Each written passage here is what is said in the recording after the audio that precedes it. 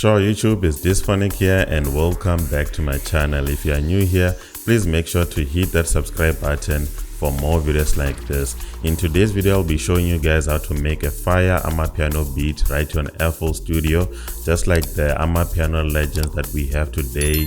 The likes of Kabza, Demtuda, Mr. jazziq, Joisah, and all of those Amapiano legends. So I'm gonna be showing you how to do that right here on FL Studio.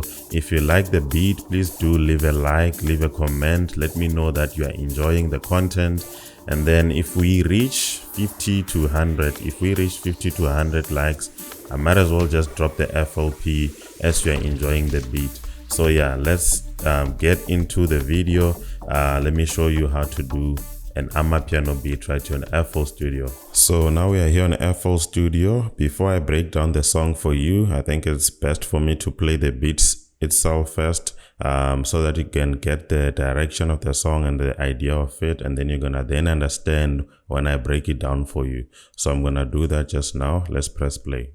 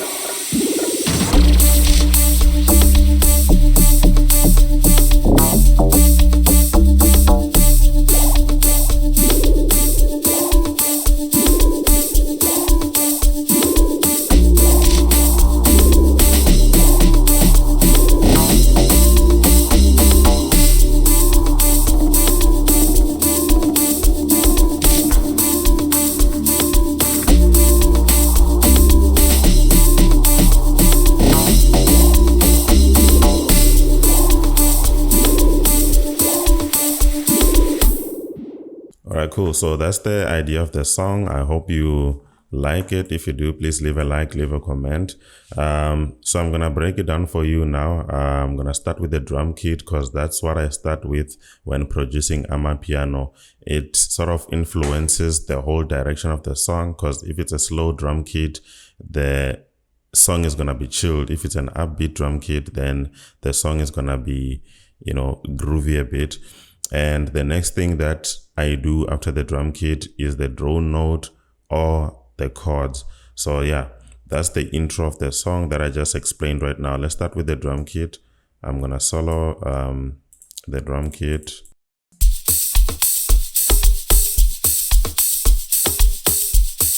Alright, the kick for me was simple, but it's not really a first-up kick. There are double kicks there and there. And then I had to layer them up because I wanted to achieve a different sound.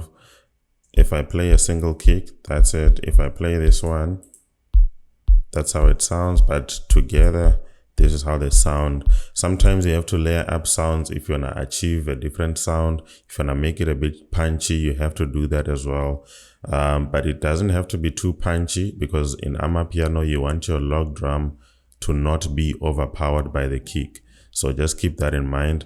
And yeah, so that was the drum kit for me. Fairly simple. And just make sure to add those Amapiano shakers, And then the next thing that I did was to, or should I finish up showing you the rest of the elements of the drum kit? Cool, let's do that. And I had, I had this element as well. it's a kick to give that double kick also. And then there was a hi-hat. And then I made use of this percussions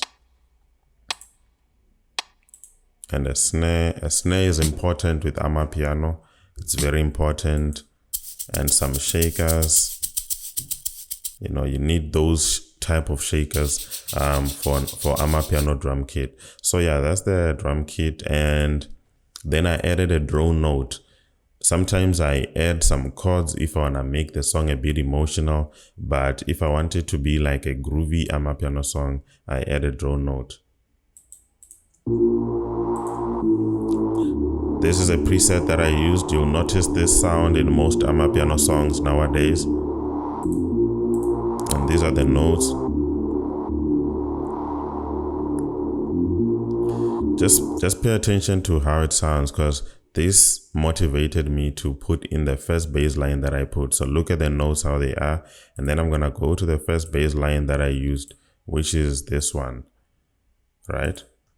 The notes look similar. All right, they look similar. So it was easier for me to put on my first bass line because I just copied and pasted the notes on that drone note to my log drum preset. And this is how it sounds. And then here I just made that empty space.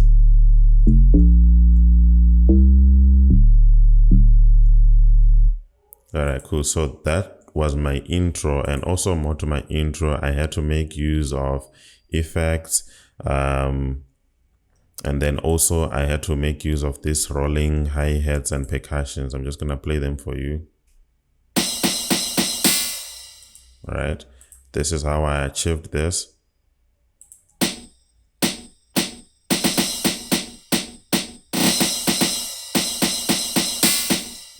But then this is the full clip, right? But then here I had to chop it. As you can see, I chopped it. So that's the intro of the song. Let me just play it for you again.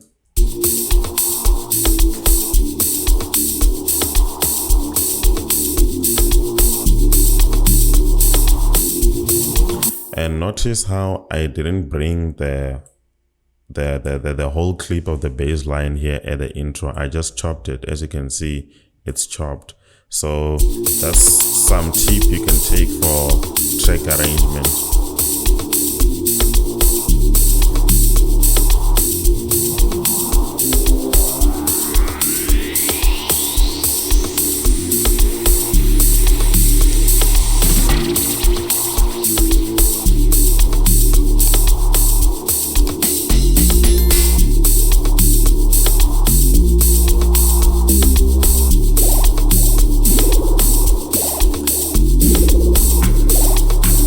As you can hear now, I introduced this sound. This is a sound that you'll hear also in most Amapiano songs. Let me just solo it. You'll find it on your GMS. That's the name of the preset. And these are the notes. It's easy plugging in the notes to this one because it's not complicated. It's just a whatever key you're playing on. For me it was D. So it's just D on an upper octave and then D on a lower octave. That's the whole. We normally use it like that.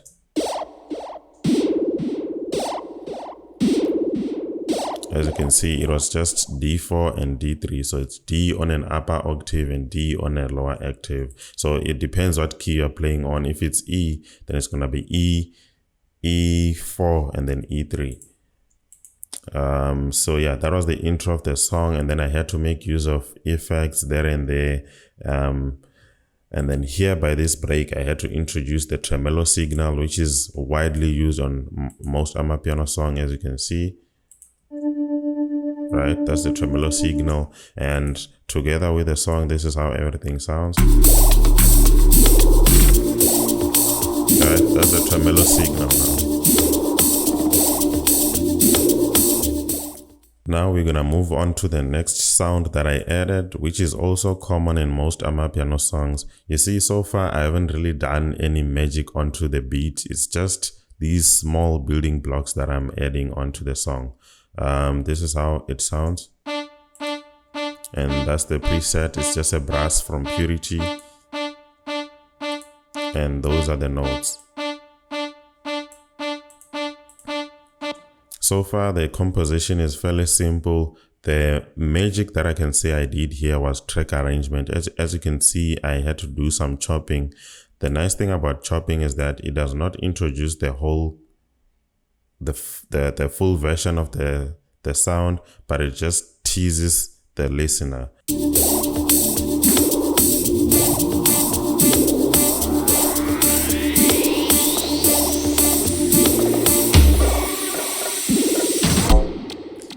So that's the power of effects as well. So you do need effects when it comes to Amapiano. Normally, I would advise people to stick with FL Studio stock plugins and stock samples. But then when it comes to Amapiano, I feel like the FL Studio default plugins and sounds and sample packs can be limiting for Amapiano. For me personally, I feel like they are limiting. So I do advise you to get effects and also sample packs for Amapiano. But then when it comes to plugins, yeah, you can stick to the FL stock plugins. So from this moment, the magic came from the effects.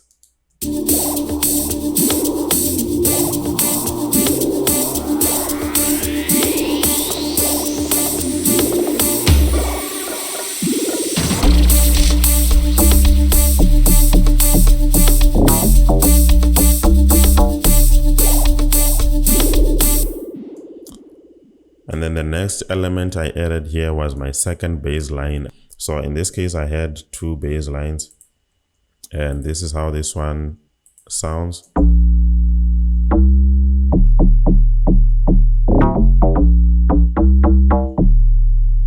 All right.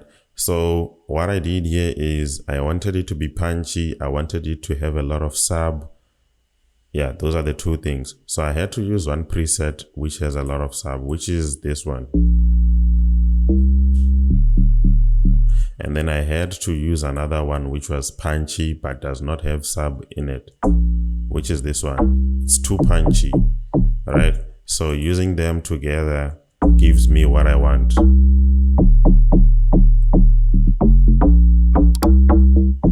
Notice somewhere here how it sounds like something went wrong. I don't know how to explain it, right? Just listen to how it sounds incomplete. This is where the third preset comes in. I only added these few notes to fix that error that you just had. Let me just call it an error. All right. Those are the rolling elements from the third preset. Just to cover up that void, you know. I'm just gonna play this alone. All right. So each and every preset is playing their own role. The first two, it's the first one is giving sub, the second one is giving punchiness, then the third one is just filling up the void that I just made you listen to earlier. And I used different presets. These are my presets. If you want them, there's a link under the description. You can go purchase them. So that's my bass line. And yeah.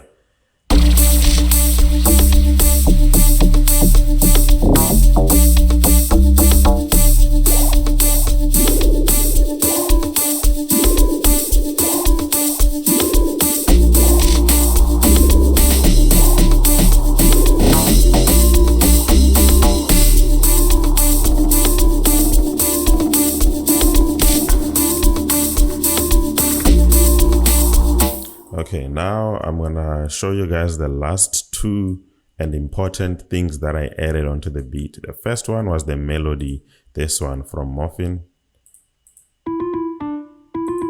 That's the preset. All right, This is how it sounds on the beat, right?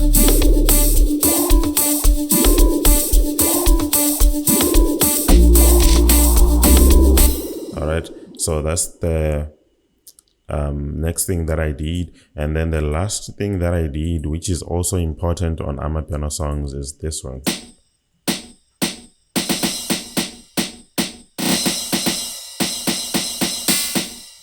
All right, this is important. It does not sound pleasant now, like alone as a solo sound, but then if I play it together with the bass line,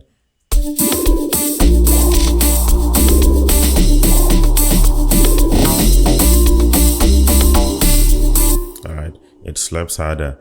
I want you to notice one thing here. I'm just gonna copy this and then I'm gonna paste it onto the clip where there's a bass line. You'll notice that all of these notes, the position where they are is where there was a bass line element. As you can look at that one, there was a bass line note. That one, there's a bass line note. Here, there's a bass line note. Start of a bass line note, start of a bass line note. So that's where I start. I paste everywhere where there's a bass line note, where it starts, I paste in my snare note, all right? Just to make sure that it adds onto the punchiness of the bass line. And then I just add notes where I feel like adding. And then yeah, I also made some rolling element over there.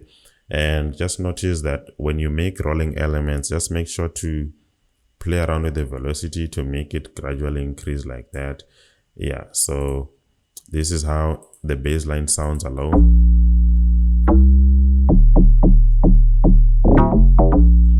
But then with the snare, it's different.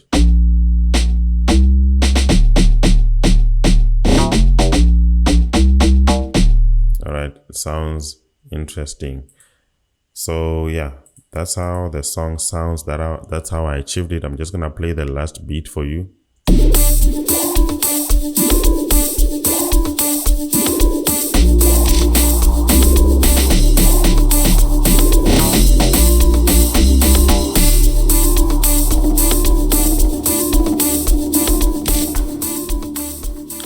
Alright guys, I hope you enjoyed today's video. I hope you learned a lot from it as well. Please leave a like, leave a comment below. Let me know that you are watching and let me know that you enjoy the content. You guys know, if we reach 50 likes, somewhere between 50 and 100 likes, then I'll drop the FLP to the beat. If I see that you guys are jamming to it, you guys like it, then I'll drop it. So yeah, that's it from me today. I'll catch you on my next video. Cheers.